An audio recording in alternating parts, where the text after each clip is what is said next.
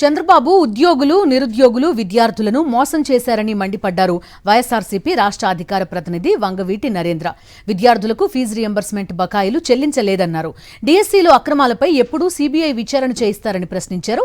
DSC అక్రమాలపై బాధ్యత వహిస్తూ లోకేష్ మంత్రి పదవికి రాజీనామా చేయాలని డిమాండ్ చేశారు.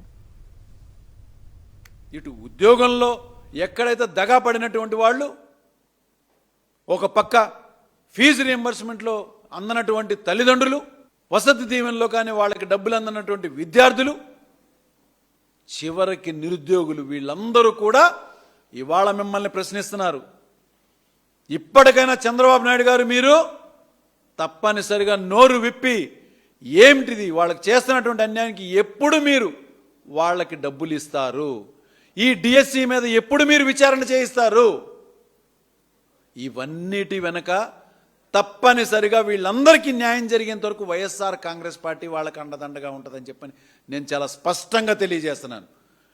తప్పనిసరిగా లోకేష్ ఈ జరిగిన దానికి నైతిక బాధ్యత వహించి రిజైన్ చేయాలి, రాజీనామా చేయాలి తన పదవికి. మరిన్ని అప్డేట్స్ కోసం ఛానల్ను సబ్స్క్రైబ్ చేయండి. నోటిఫికేషన్స్ కోసం బెల్ ఐకాన్ పై క్లిక్ చేయండి.